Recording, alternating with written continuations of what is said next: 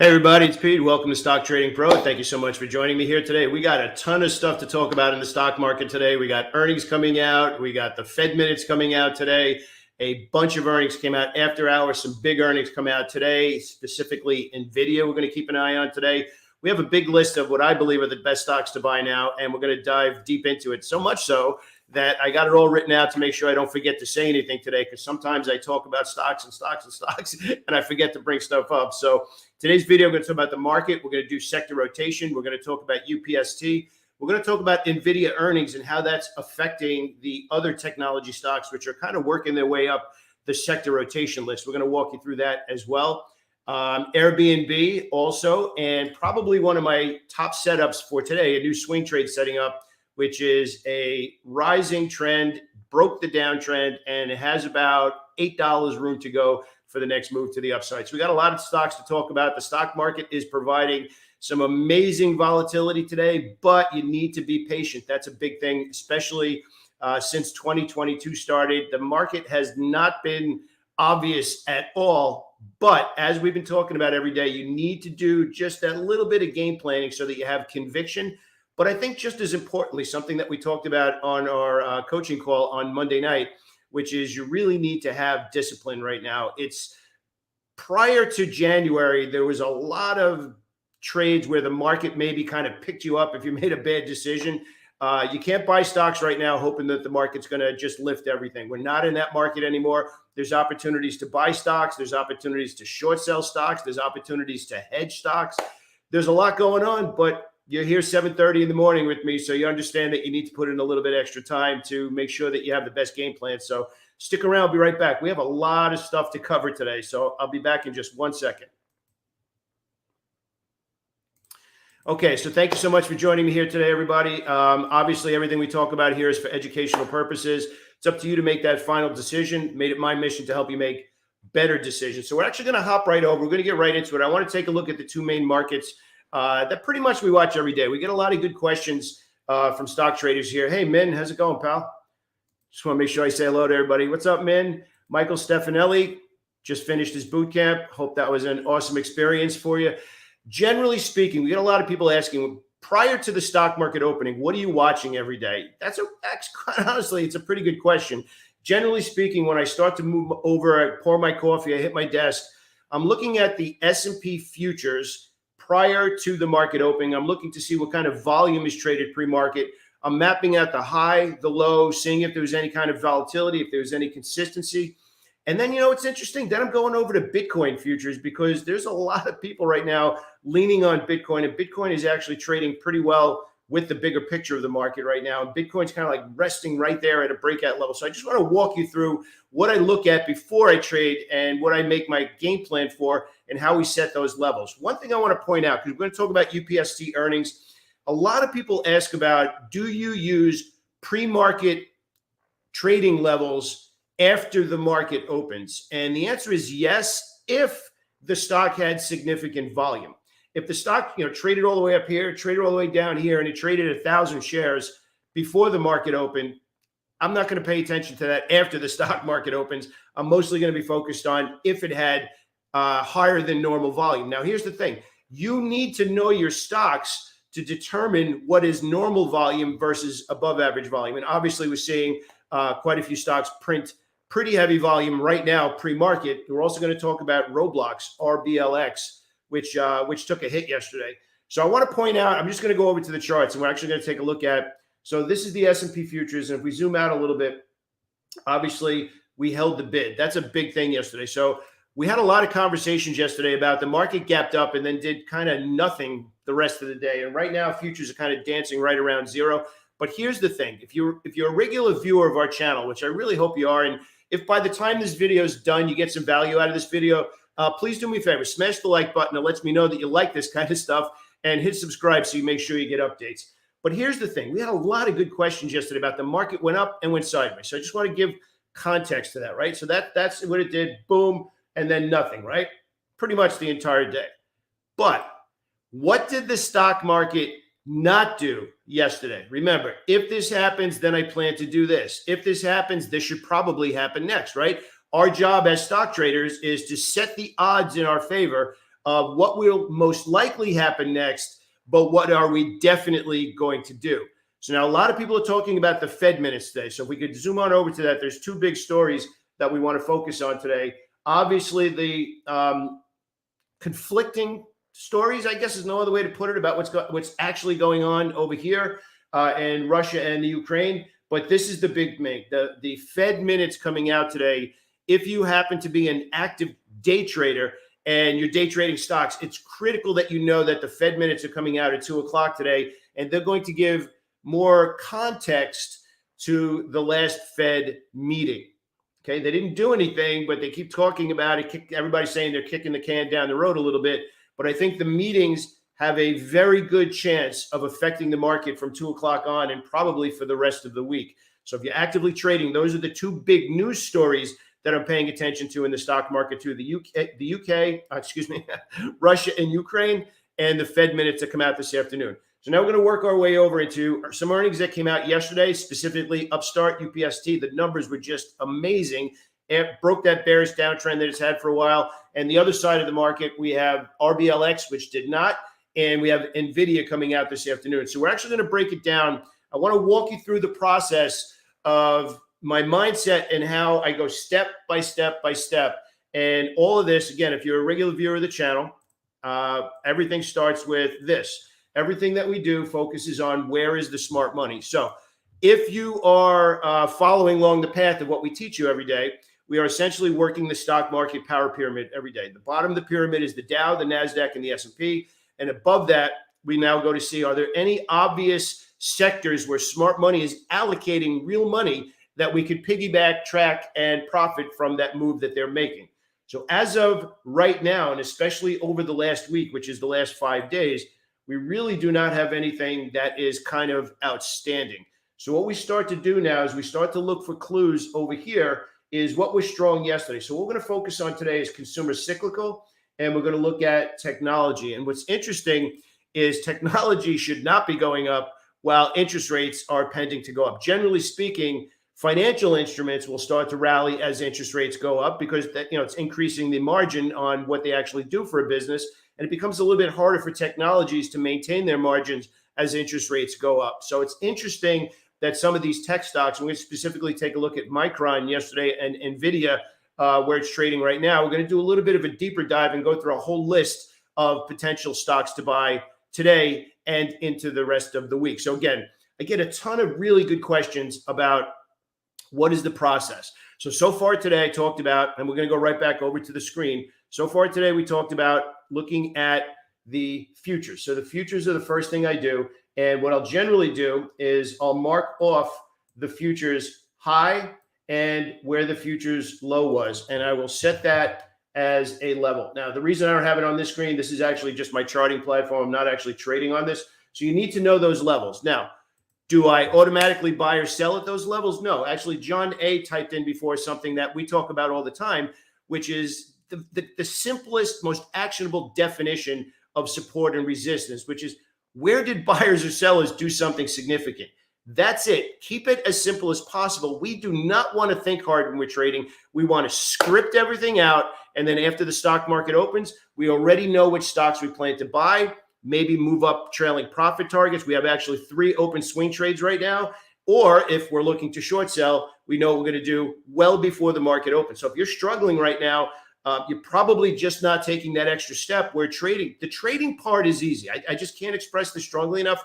It's doing the work to build an edge. And obviously our edge is order flow and tape reading and then risk reversal after that. So we only scan for ideas that match the edge. The problem that a lot of smart traders have who are not profitable is they're looking at everything and the stock market feels chaotic to them, overwhelming, and you're unsure of what to do. That's because you're trying to look for everything. But remember, when you know what you're looking for, you're not lost anymore. Then you're simply sitting back and saying, okay, I had that list of stocks. Those are the ones that meet my edge. Now, after the market opens, or if you have a full-time job, you place your orders as a swing trade and you say, that's all I'm looking for, and that's all that matters. So the first part of what I'm doing is I look for the pre-market levels, and then I write these down in the futures. So that's going to be a big deal if we could trade back above that 44.77 level. It's taking a little bit of a hit now, just came back down a little bit, right? Then I'm actually going over to Bitcoin. Bitcoin is very widely watched right now, and I'm looking to see where we are on the daily chart. And you can see we've been monitoring this for a while, and we broke this downtrend. We had this rally, and now we're kind of pausing. So we need to get above 45,000 with some kind of gusto. And the big question we get after that is, okay, if it breaks out, what is the next place? Where are we looking for it to rally to for us to at least have a target to the upside? And again, keeping things simple, I usually use Fibonacci levels to at least give me an area. And you could use these on 5-minute charts if you had a significant trend, or you can use it on daily charts. So if we're looking at Bitcoin and we start to work that out and at least give ourselves an area of what we're looking for, we're going to start at the all-time highs, work our way down here, and essentially the 50% level is where I look. So right up in that area, right around 51,000, between 51,000 and 52,000. So now I have an upside target. Why is that important? Now I want to make this clear. That's not all I think Bitcoin can do, but we have to have an initial idea of profit potential so we know what the appropriate risk is. And I know that people are like, don't put a limit on what I can make. We're not putting a limit. What we're doing is we're justifying the risk we have to take in exchange for the profit that we believe is on the table. That's only our initial profit target. In our community, we call that the IPT, initial profit target. So we look at that and we're like, okay, for the risk on this trade, whether it's candlesticks or percentage moves, whatever you're comfortable with, for the risk, is there profit that makes it worth accepting this risk? That's only the initial risk. Once we get up to that level, then we shift over into what we call the profit maximizer, where we look to see how much more we can get out of that. Now, the type of market condition will dictate the type of profit maximizer we use. So we have two. So remember, we talk about driving all the time. Are we on an open road? Are we in stop and go traffic? Are we trading in the rain? Are we trading in the snow? Once we get up to our initial profit target, then we have to pay attention to the power pyramid again, the market, the sectors, the industries, and stocks. And that's going to tell us, do we trade for momentum or what we might call cash flow mode right now? Or during that push and the pause, are we looking to add and shift out to the trend profit maximizer? So remember, initial profit targets justify the risk. And then once you hit that, then you work your way up to profit maximizer to make as much as you can. And remember, we talk about this all the time. If you have discipline on your losses and you're not making money, you're making money, giving it back, making money, giving it back. I'm telling you right now, trust me on this. If you have discipline on your losses, it's because you're not making enough money on your winners when the market conditions have more on the table. But that means that you first need to have an edge to understand when there's more on the table. And I want to say this, and this is something to write down.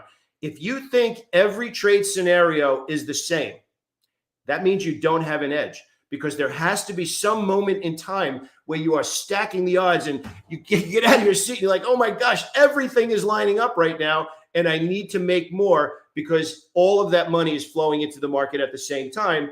And that means you should hold longer and maybe make 4-to-1, 5-to-1, 10-to-1 on that trade because the market's unfolding. Now, the question comes in, what does that look like? So remember yesterday we talked about building your watch list and being prepared before the market opens. And I actually gave you the link to this. You have to go to yesterday's video. It's in the description. This is what I want to point out.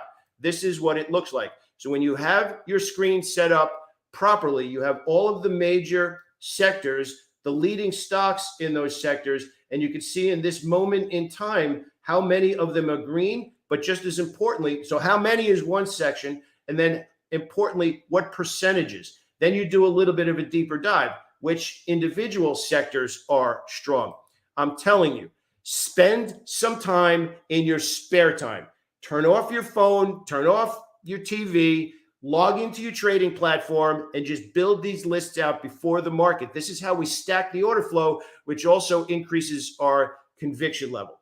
So in just a moment, we're going to walk through two sectors that we talked about before, consumer cyclical and technology, and look for some ideas. But I want to first head on over, and we're going to take a look at Upstart and a couple of the other ideas that had earnings. Okay, so I just want to pop on over there and walk you through here.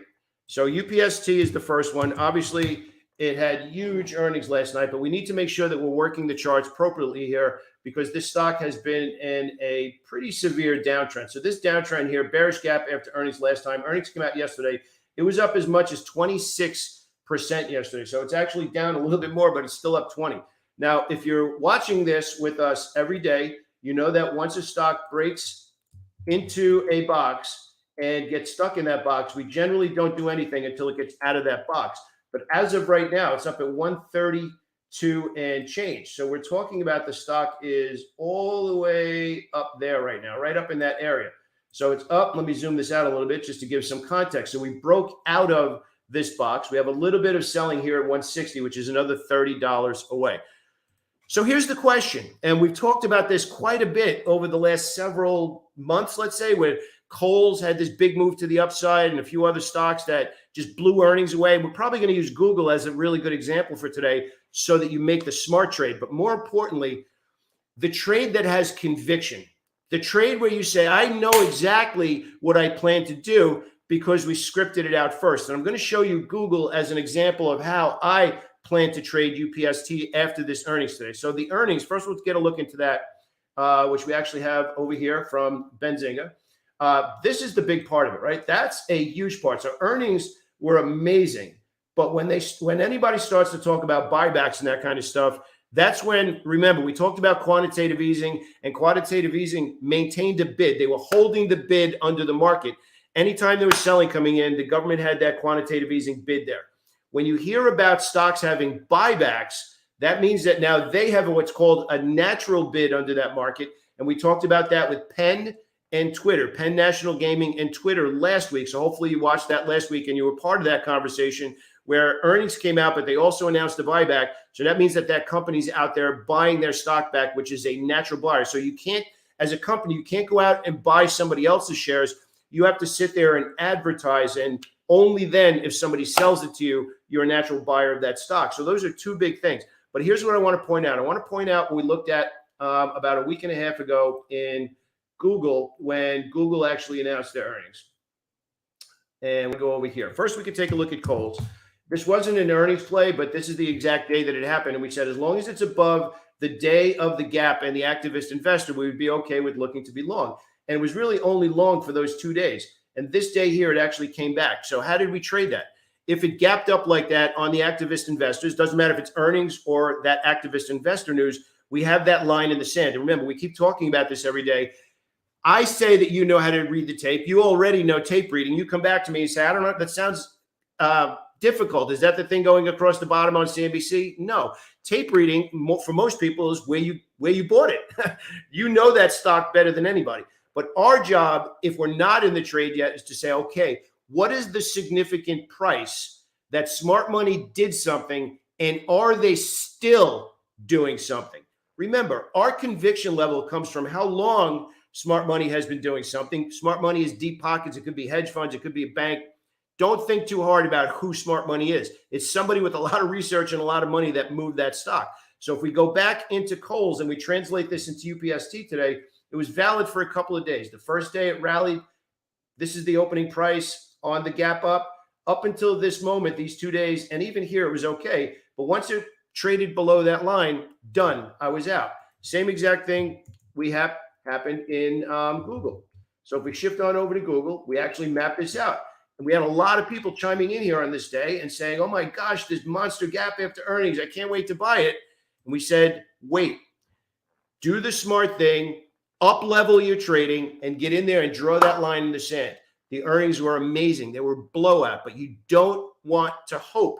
You want to be in control of what you're doing. We can't control what the stock does after we get in, but we have all the control in the world about what matters to us. So if you take a look at Google here, and we talked about this, go back and watch that video. We said that is the line in the sand after this big gap up after earnings, and it needs to be above that. Now, let's keep trading as simple as possible. What does that mean? Why? Why does it still need to be above there before we buy that stock? Because we are looking, is smart money coming back the next day? Are they coming back the next week? Our job is to find the smart money and then piggyback on what they're doing. That's by far the easiest way to do trading, because that's why we call it stacking the order flow. Those big orders that move a stock is the order flow. It's our job from 1 hour, 1 day, 1 week, 1 month, 2 months to determine how long has real money been put there And is it still there? So if we look at this stock right now, it's been selling off since this big gap. So if you listen to what we taught that day, again, I'm not giving anybody advice. This is all for educational purposes, but I am trying to make you understand that there's better decisions to be made. If you did not buy that big gap up and you just had nothing more than that line in the sand, you're not sitting in this stock going down over the last couple of weeks. So how does that play into UPST today? Well, pretty obvious. This is where we're opening. It's right where we are right now, 134.34. So the bottom line is, if it opens up there and stays there, I'm going to feel pretty confident. Now, here's the big thing. A lot of people like, Pete, you called out a stock a week and a half ago and it went up for 3 days and then it pulled back and now it's down lower. Yeah, that's called trading. That's real trading. Our job is to put on the best ideas that have the greatest chance of following through, similar to what we talked about before with risk and initial profit target. If you are frustrated that one trade follows through, another trade doesn't follow through, but you feel like you did a good job, stop being hard on yourself. You need to understand that we talked about it before. Trading means edge. What does an edge mean? An edge means most of the time it follows through. Most of the time, what we believe will happen next follows through. But what does that explicitly say? If it means most of the time, that means even with the best edge, that sometimes it's not. So if you tell me right now, I'm going to sign up where I'm going to have all these good ideas. Sometimes they follow through, sometimes they don't follow through, but a few times they go and they don't come back, and those are the big winners. Small loss, small profit, small loss, small profit. If I'm mentally okay with that prior to even buying one stock, and I know that's the process to be a real trader, which I'm telling you right now, that's what it is. Stop fretting over one trade made money, that one didn't. It's not about each individual trade. So if we're looking at UPS today, or that Kohl's trade, or Google, or whatever it happens to be, and we put on that trade and we think there's a great chance it's going to follow through for all of the reasons. We talk about building an argument. I have reason 1, reason 2, reason 3. Earnings were great. Revenue was great. Growth rates were great. Stock buyback. All of those are the reasons for the argument. Like, okay, great. I just stacked the reasons I want to buy it. That's a reason number 1. So we put on our first piece of the trade. Up right now around 134. Just say, for example, 134.15 is kind of where it's trading right now. So if it gets up to this level, holds that bid, and then on the weekly chart starts to maintain that bid, that means from the first argument, the first reason that we started to buy that stock is now being followed up with smart money putting more money into that stock. So let's just say, for argument's sake, that John A has a hedge fund and he's allocating money to UPST. Does John's hedge fund come back? Which is actually going to take me now into the next idea we want to talk about today, which is Snap. Snap was one of our top ideas today. You actually see a really good, clean, bullish order flow, basically for about 3 or 4 weeks, right? Earnings came out. The stock is going back up. We've now officially broke this downtrend. The last place that buyers did something significant, right up in this area, and it probably, this is really minor resistance, but up in this area of mid-50s. So we have 2 different targets. So I got a really good question. I posted this on the YouTube community tab, and somebody said, why?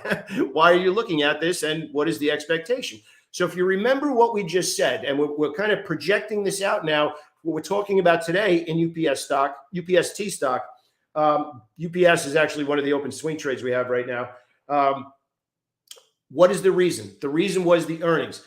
Same thing with UPST today, right? What are we looking for? Well, we're looking from one day to the next for the buyers to continue to step up, continue to allocate money, continue to hold the bid, continue to hold higher prices. And we talk you through this every day. How do we spot that? Well, we're not just looking at the daily charts now. We want to know, are they doing it over time? Did somebody spend real money more than one day? And that's what we're looking at now in Snap. So if we look at Snap, this is the daily chart, but we can see the picture a little bit more clear here. A push down and a reversal. One day. That was interesting, right? That's 5 days worth of price action. Giant reversal. So you got 1 week, 2 weeks, 3 weeks, and the start of the 4th week. This is the 4th week that smart money came back and said, we are going to continue to allocate money into Snap. So as Snap unfolds, we are now watching more money coming in, and then the smart play, what we would be doing is we would be building into that position the same way that we are seeing pushes and pauses. And now it's up to a level where if it breaks out of this level, it has $7 to $10 worth of profit potential. So hopefully what we're talking about here, you're watching this more than once, you're taking notes, and you are demystifying why stocks go up and down. Don't make it confusing. Somebody with a lot of research, somebody with a lot of money decided that in the future, they believe that based on cash flows, it's going to be at a higher level. So they start to accumulate a position. And that's where you start to see higher highs, higher lows from one day to the next, from 1 week to the next, 1 month to the next, until we see that broken and we'll say the tape has changed. And then we move up our trailing stop. We use the profit maximizer. And that's where we look to take the stocks that we bought and then consider whether we should be scaling out, getting out, or looking to add. That's trading. What we just talked about is not chart reading. You did not open your trading account to be the world's best chart reader. You opened up your trading account to make money. That's why we're on these calls every day. You're here again, it's 8 o'clock in the morning. I applaud you. You're putting in the work. You're here. Now, listen to all the stuff that we're talking about and build out these watch lists. Build out your highs, your lows, the areas. Go through sector rotation, which is actually what we're going to talk about right now, because we promised we're going to go from there into the ideas that we're going to be looking at today. And we said we're going to be focusing on consumer cyclical, good day yesterday, and we're going to be focusing on some technology stocks today as buying opportunities. Okay, so we're going to work our way out now. We're going to go back into the daily charts, and we're going to start out with the consumer cyclical side of things, which is actually number 2 on our rotation. So it's not having an awesome month, which is 20 days of trading, 4 weeks. Yesterday, for the week, it's actually okay, but yesterday performed pretty good. So again, stock market rotation, we start out at the bottom of the pyramid, then we work our way up to the sector. So now we're going into the sector, and we're looking at some minimum criteria to see, are there trading opportunities either for today or for the weeks going forward to set ourselves up. So again, today means goes into the trading journal because it's near the optimal entry and has profit potential. If it's already extended too far, then it goes into our tracking journal. We set an alert, and then we look for the next idea. So let's head on over to the screen and let's take a look at some of these ideas right here. So again, we're focusing on consumer cyclical, and obviously we're talking about some of the electric vehicle stocks and what they've done. You can see BLNK broke down, rallied, broke down, and rallied again. And now we got a really good, clean push and a pause, and we're looking for BLNK to break out. And again, if we do a little simple analysis of where could this stock go based on what it's done recently, we're looking at all the way up here near 34. So it's got about $9 profit potential if we continue to break to the upside. Chewy is actually a stock that we're pretty active in, and you can see how hard we've been working Chewy, and actually starts to rally. Hey, Mandy, that's right. That was you today. Good question. Very, very good question. So anyway, so now you can see a push and a pause, a push and a pause, a push and a pause, and we're looking for Chewy to bounce. So what's kind of cool about this, and thank you for the question, Mandy. I really appreciate it. Can you start to see now how trading is probably a lot simpler than you might be making it right now, where if our job is to just pay attention to somebody with deep pockets paying higher prices and how long have they been doing that? That's really what good trading comes down to. The trick, though, and again, I said this yesterday, what happens between entry and exit is where the money's made. Right now on these YouTube videos, we're talking about finding good ideas and what good ideas look like. Inside of our private community is obviously where I give you the entry, the stop loss, the profit target, the share size. And actually I want to show you what that looks like, because a lot of people have questions about what does it look like to script out a complete trade. So I'm actually going to walk you into how we set up ideas I want to bring this into the screen so that you can see it. Just give me 1 second and we'll take a look at it here.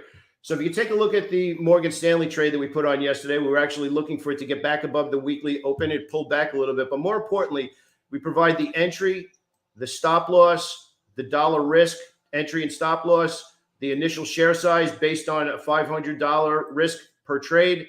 Then we actually map out where we plan to add to the position, what the current price is before the stop loss, before the buy stop, our initial profit target, 20% gain, and we talk about the average true range.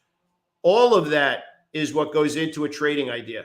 If you're just saying right now, I want to buy that stock, it's going up today, and it goes up and goes down, and you have no plan for what happens if it does exactly what you want it to do, where you plan to add shares to that, where you plan to get out, what your initial profit is, how you justify the risk, what's the right position size, which is a part of what we call risk reversal, having the right share size near the optimal entry, how you manage that trade in between. That's the difference between being a chart reader as level one. Level two is you can find ideas. Hopefully you're getting some really good info here on how to do that. And then level three is a little bit higher level where you're understanding how to script out the entire thing. So again, when the market opens, you already know what you're doing prior to the market opening. And that is where trading becomes easier because you're not stressed out of your mind anymore. You're like, oh, wait, I already know what I'm going to do before it gets up there. That's what you want to aspire to get to. So let's keep on working our way over into some of these ideas. We're sticking with consumer cyclical, and Chewy was one. We also had Yum Brands. Pretty nice move here. Actually, a good pop, right? Breaking the downtrend. So again, we want to make sure that we're mapping out everything we're doing.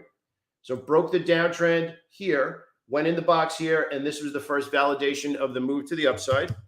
Airbnb obviously had earnings yesterday, trading well. It's up 4%, up $7. This is where I'm looking as the possible move, but right now the stock is kind of trading like right there, right up around 187. So it's actually gapping higher as well. So the question right now, Airbnb, it's gapping up higher. It's already moved 164 to 187. Over the last few days, it's gone up $23, including this morning's move. So how do you trade this if you're not in it already? We gave you the information. We looked at Google. We looked at Kohl's. We talked about UPST. Wherever it opens today, that's your line in the sand. If it trades above it, cool. You have your script out. If it opens up, trades above, and comes back down, you're like, all right, the buyers who created this big bullish gap and the last $23 worth of bullish price action are not around anymore. So if they're not around anymore, I'm not going to be around. Why would I fight that?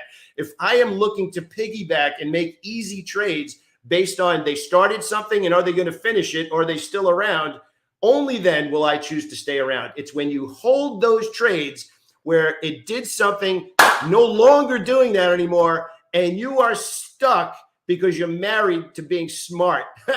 We don't have to be married to those positions. We're here to make money. That's good trading. Manage the downside and learn how to make more on the upside. Look, this is what real trading is about. This is when I had my trading firm. I walk through this every single day, and now I do this in our community. Obviously, we're here on YouTube. We can talk about it as much as we can. If you want to learn more about this, click the link below in the video and at least see what's in our boot camp and see if it's right for you, and you'll be able to do all this stuff with me every day.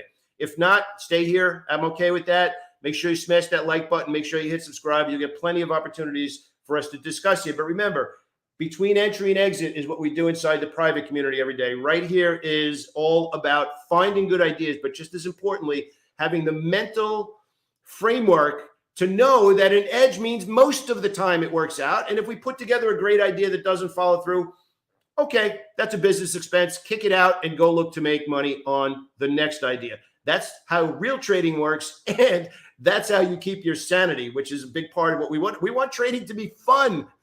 We don't want to be stressed out of our mind. We want it to be fun so that we can do all the fun stuff on the weekends. All right.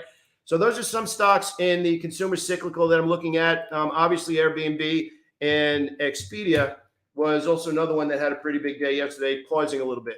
We're going to work our way over into the other group, which is, we said technology is actually hanging in there pretty good.